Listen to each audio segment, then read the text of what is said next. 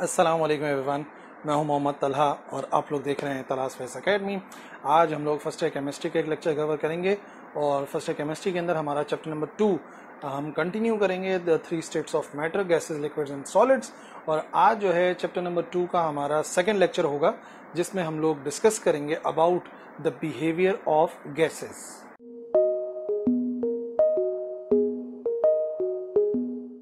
तो behaviour of gases को समझने के लिए हमारे पास ना 3 प्रॉपर्टीज हैं। उन 3 प्रॉपर्टीज को अगर हम लोग समझ जाएंगे तो हमें बिहेवियर ऑफ गैसेस अच्छा खासा समझ में आ जाएगा। देखो, सारी बात यह है कि काइनेटिक थ्योरी हम लोगों ने स्टडी करी थी लास्ट लेक्चर में। तो अब काइनेटिक थ्योरी जो 3 बिहेवियर हैं गैसेस के जो कि हम लोगों ने डिस्कस करने हैं उनको एक्सप्लेन करेगी कि उन बिहेवियर के पीछे काइनेटिक मॉलिक्यूलर थ्योरी का क्या कहना है। ठीक है ना। तो 3 जो है, पहले मैं आपको उनके नाम बता दूं। पहला है डिफ्यूजिबिलिटी, डिफ्यूज होने की सलाहियत। दूसरा है कंप्रेसिबिलिटी, कंप्रेस होने की सलाहियत। और तीसरी जो प्रॉपर्टी है वो है प्रेशर ऑफ गैसेस। ठीक है। तो वन बाय वन मैं आपको तीनों बताता हूं और फिर एक्सप्लेन करता हूं कि काइनेटिक मॉलिक्यूलर थ्योरी उसके बारे में क्या कहती है। तो देखो, जो पहली प्रॉपर्टी है गैसेस की जो हमें स्टडी करनी है वो है डिफ्यूजिबिलिटी, डिफ्यूज होने की सलाहियत। अब ये डिफ्यूज होने का क्या मतलब है? देखो, जो गैसेस हैं, गैसेस के मॉलिक्यूल्स हैं, वो स्प्रेड आउट होते हैं, एक्सटेंड होते हैं इनसाइड द वेसल, किसी वेसल के अंदर। मिसाल के तौर पे अगर इस कमरे के अंदर भी गैस मौजूद है, एयर मौजूद है, तो यकीनन वो स्प्रेड आउट होती है। मतलब अगर यहां से एक बलून जो है वो ब्लास्ट होता है, ठीक है, तो गैस जो है वो क्या हो जाएगी, गैस जो है वो स्प्रेड आउट होगी। और सिर्फ ऐसे ही नहीं, गैस जो है वो स्प्रेड आउट होती है। अगर गैस एक जगह पर कहीं पर मौजूद है तो वो रूम में दूसरी जगह जा सकती है। अगर किसी वेसल के अंदर है, किसी कंटेनर के अंदर है, तो वो एक जगह से दूसरी जगह जो मॉलिक्यूल्स स्प्रेड आउट होते हैं, फैल जाते हैं, इसे कहते हैं डिफ्यूज होना। ठीक है, डिफ्यूजन भी कहते हैं इसको सिंपल वर्ड्स में, जो कि आगे हम लोग ग्राम्स लॉ ऑफ डिफ्यूजन में भी स्टडी करेंगे। लेकिन सबसे पहले आपने डिफ्यूजन को समझना है। डिफ्यूजन का मतलब क्या हो गया? स्प्रेडिंग आउट या एक्सटेंशन जो होती है मॉलिक्यूल्स की थ्रू आउट वेसल, किसी वेसल के अंदर जो फैलते हैं उसे कहते हैं डिफ्यूजन। जिसकी एक सबसे कॉमन जो एग्जाम्पल है ना, वो सबसे कॉमन एग्जाम्पल है परफ्यूम के एग्जाम्पल। देखो, एक शख्स जो परफ्यूम लगा के किसी कमरे के अंदर एंटर होता है, तो परफ्यूम जो है उसने अपनी कपड़ों के ऊपर लगा हुआ है मिसाल के तौर पे। लेकिन फिर भी आप क्या देखते हैं कि अगर आप कमरे में दूसरी तरफ भी बैठे हैं तब भी आपको वो खुशबू आप जो है वो सूंघ सकते हो। तो जैसे ही आपको वो खुशबू सूंघोगे तो आपको फौरन उस शख्स के होने का एहसास हो जाएगा, प्रेजेंस का एहसास हो जाएगा। तो ये किस प्रिंसिपल पे हो रहा है? एक्चुअली ये हो रहा है on the principle of diffusion. जो गैस के मॉलिक्यूल्स हैं, जो एयर के मॉलिक्यूल्स हैं, जो कि फ्रेगनेंस वाले मॉलिक्यूल्स से वो क्या होते हैं, वो स्प्रेड आउट होते हैं। ठीक है ना, रूम के अंदर। वही जो स्प्रेडिंग है उसी को हम क्या कहते हैं? उसी को हम कहते हैं डिफ्यूजिबिलिटी या डिफ्यूजन। ठीक है। अच्छा, अब काइनेटिक मॉलिक्यूलर थ्योरी इसको कैसे एक्सप्लेन करती है? तो देखो, according to kinetic molecular theory जो गैस के मॉलिक्यूल्स है ना, वो काफी ज्यादा स्मॉल होते हैं और उनके दरमियान में जो गैप होता है बहुत ज्यादा होता है। ठीक है, मैंने आपको काइनेटिक मॉलिक्यूलर थ्योरी में ही बताया था एक पोस्टुलेट कि जो गैस के मॉलिक्यूल्स हैं उनका साइज बहुत छोटा होता है as compared to the distance between them. अगर छोटे छोटे मॉलिक्यूल्स भी हैं जितने मैं आपको शो कर रहा हूँ, तो अगर ये एक मॉलिक्यूल है, ये एक मॉलिक्यूल है, तो दोनों के दरमियान का डिस्टेंस ऑलमोस्ट इतना तो होगा। तो जो मॉलिक्यूल्स होते हैं उनके दरमियान में गैप बहुत ज्यादा होता है और उनका साइज बहुत छोटा होता है और इसी वजह से दोनों के दरमियान में कोई भी फोर्स नहीं होती। ठीक है, मॉलिक्यूल्स एक दूसरे पे कोई फोर्स नहीं अप्लाई करते एक्सेप्ट जब वो टकराते हैं, सिर्फ तभी फोर्स अप्लाई करते हैं। तो ये जो उनका आजाद बिहेवियर है, इस आजादी की वजह से वो इजीली स्प्रेड आउट हो जाते हैं एयर के अंदर। याद रखो, यही जो आसानी है कि उनके दरमियान में कोई फोर्स नहीं है, ये जो इंडिपेंडेंस है, उनकी आजादी है कि वो फ्रीली मूव कर सकते हैं, तो इसी फ्रीली मूविंग की वजह से वो क्या हो जाते हैं, वो स्प्रेड आउट हो जाते हैं थ्रू आउट द वेसल और थ्रू आउट द रूम। वो हमारी एग्जाम्पल पे डिपेंड करता है। अच्छा, अब डिफ्यूजिबिलिटी को आपने जो है वो इफ्यूजन के साथ मिक्सअप नहीं करना है। ठीक है, इफ्यूजन और डिफ्यूजन दो अलग अलग चीजें। ठीक है ना। इफ्यूजन क्या है? इफ्यूजन ये है कि जब गैस के मॉलिक्यूल्स किसी वेसल से किसी छोटे से सुराख के जरिए, किसी छोटी सी ओपनिंग के जरिए स्प्रेड आउट होते हैं। अगर एक टाइनी सा होल है किसी वेसल के अंदर, तो अगर उससे जो मॉलिक्यूल्स हैं वो बाहर निकलते हैं तो उसे कहते हैं इफ्यूजन। और डिफ्यूजन के बारे में मैंने क्या बताया? डिफ्यूजन के बारे में मैंने बताया कि नॉर्मली स्प्रेड आउट जो हो रहे हैं रूम के अंदर, वो डिफ्यूजन है। अच्छा, डिफ्यूजन की मिसाल तो मैंने आपको परफ्यूम वाली दे दी ना। अब आप लोग इफ्यूजन की एग्जांपल सुनो कि जब टायर के अंदर पंचर हो जाता है, जब टायर पंक्चर हो जाता है, यानी कि उसमें एक होल हो जाता है, तो आहिस्ता आहिस्ता क्या होता है, आहिस्ता आहिस्ता जो गैस है उसमें से निकलती रहती है और गैस के निकलने की वजह से आप देखते हैं कि प्रेशर कम होता रहता है, जो कि फ्लैट टायर हो जाता है। ठीक है, तो जो पंक्चर हो जाता है टायर, वो एक इफ्यूजन की मिसाल है कि उसमें छोटे से टाइनी होल से जो मॉलिक्यूल्स हैं वो क्या हो जाते हैं, बाहर निकल जाते हैं। ठीक है ना। तो सिंपल वर्ड्स में डिफ्यूजन और इफ्यूजन के दरमियान में मैं आपको एक कॉमन सा डिफरेंस बताता हूँ। देखो, अगर जो स्प्रेड आउट होने की जगह है, जो स्पेस है, अगर तो वो जो मॉलिक्यूल्स का मीन फ्री पाथ है, मीन फ्री पाथ का मतलब याद है आपको? मीन फ्री पाथ का मतलब ये है कि जो कोलिजन्स के दरमियान में जो एवरेज डिस्टेंस ट्रेवल करते हैं ना मॉलिक्यूल्स, वो कहलाता है मीन फ्री पाथ, जो कि काइनेटिक थ्योरी मैंने आपको समझाया था लास्ट लेक्चर के अंदर। तो अगर तो वो जो ओपनिंग है वो मीन फ्री पाथ से ज्यादा है तो वहां पे डिफ्यूजन होती है, जैसे कि रूम के अंदर डिफ्यूजन हो रही है, किसी वेसल के अंदर डिफ्यूजन हो रही है। लेकिन अगर वही जो होल है जो कि पंक्चर के तौर पे आमतौर पे हो जाता है, जो टायर पंक्चर होता है, वो होल इतना छोटा होता है कि वो जो मॉलिक्यूल्स का मीन फ्री पाथ होता है वो उससे भी छोटा होता है, तो नतीजा होता है फ्यूजन का, ना कि डिफ्यूजन का। ठीक है ना।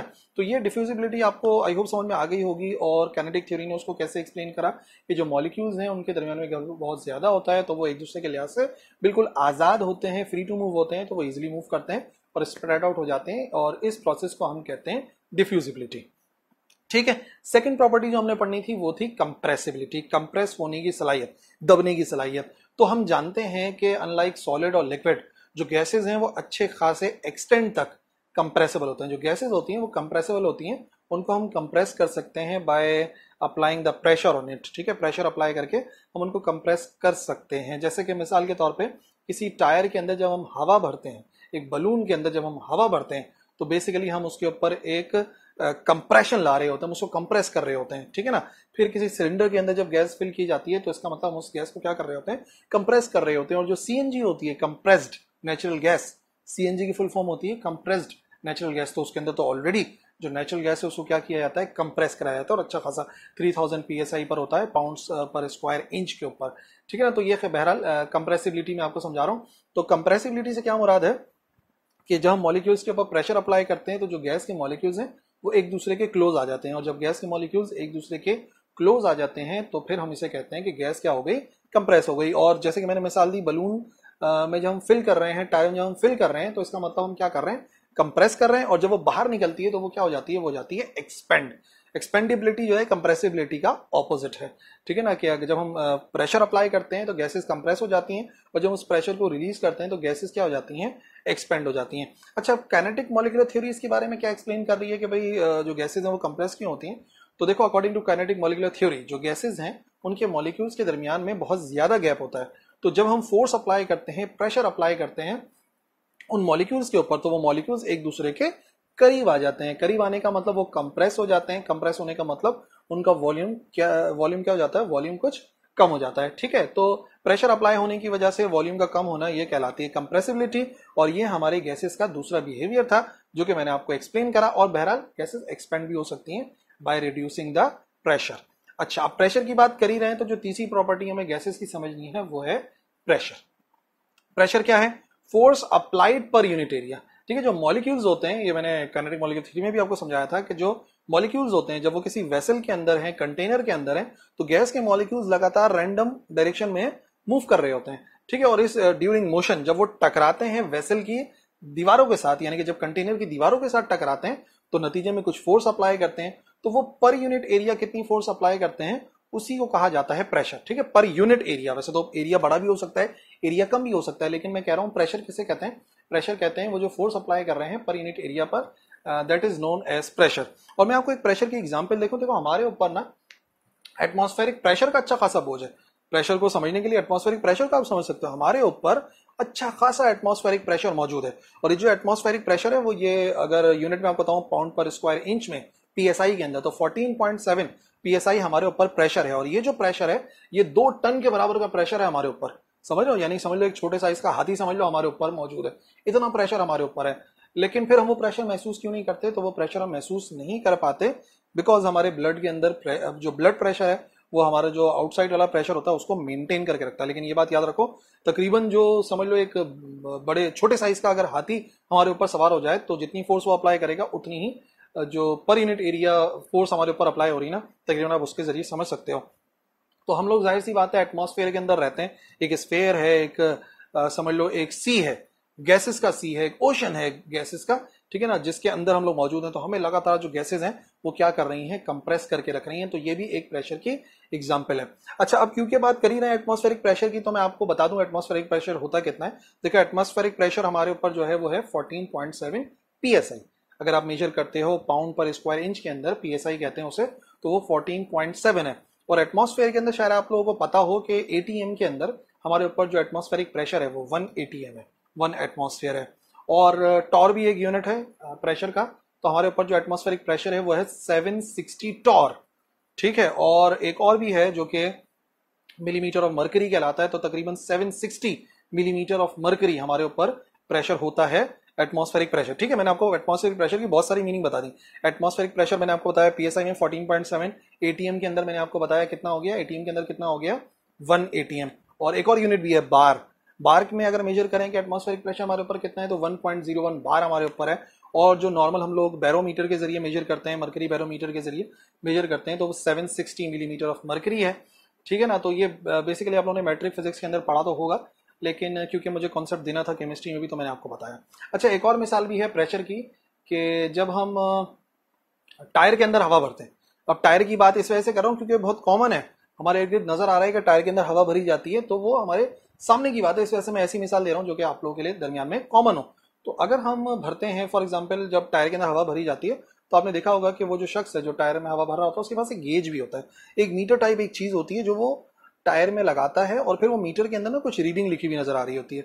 एक्चुअली ये बताता है कि टायर के अंदर जब हमने गैस को भरा है, हमने उसे कंप्रेस किया है, तो कितना प्रेशर अंदर मौजूद है गैस का, ठीक है ना। तो वो जो प्रेशर होता है जो टायर के अंदर भरा जाता है वो होता है 28 psi, ठीक है ना। जो गेज हमें बताता है प्रेशर वो कितना होता है, वो होता है 28 psi। इतना प्रेशर हम टायर के अंदर रखते हैं हवा का। अच्छा, 28 psi का क्या मतलब है? 28 psi का मतलब है कि तकरीबन 28 psi ज्यादा होता है pressure as compare to atmospheric pressure, ठीक है ना। उस टायर का अपना प्रेशर कितना आ रहा है 28, जो कि सिर्फ उस टायर का है, और उस टायर के अंदर जब हवा भरी गई है तो वो यकीनन जो बाहर से प्रेशर था उससे ज्यादा भरी गई है। तो अगर देखा जाए तो टोटल जो प्रेशर बन गया वो कितना बन गया 28 प्लस 14.7, ठीक है ना। तो 42 पॉइंट समथिंग जितना भी आंसर आ रहा है, तो उतना प्रेशर एक्चुअली होता है गैस का जब हम उसको भरते हैं एक टायर के अंदर, जो कि एक नॉर्मल टायर होता है, गाड़ियों के अंदर हम इस्तेमाल करते हैं, ठीक है ना। तो ये समझ जाना कि गेज प्रेशर में अगर हम मिलाते हैं एटमॉस्फेरिक प्रेशर, तब जाके हमें टोटल प्रेशर मिलता है किसी भी जगह का। तो अगर एमसीक्यूज वगैरह के अंदर आ जाए तो आप इजीली बता सको कि गेज प्रेशर, जो गेज हमें शो करके दे रहा है, जो मीटर हमें शो करके दे रहा है, प्लस एटमॉस्फेरिक प्रेशर करते हैं, तब जाके हमें कौन सा प्रेशर मिल जाता है, तब जाके हमें मिल जाता है टोटल प्रेशर, ठीक है। तो ये वो तीन प्रॉपर्टीज थी जो कि गैसेस के बिहेवियर को एक्सप्लेन करती हैं, और with the help of kinetic theory. I hope समझ में आ गया होगा, डिफ्यूजिबिलिटी, कंप्रेसिबिलिटी एंड प्रेशर। और अगर कोई कंफ्यूजन है इन तीनों प्रॉपर्टीज से रिलेटेड तो आप लिख सकते हो कमेंट सेक्शन में, मैं इंशाल्लाह वहीं पर ही इसको रिप्लाई करूंगा। और इस लेक्चर के लिए फिलहाल इतना ही, अगले लेक्चर मिलेंगे। अल्लाह हाफिज।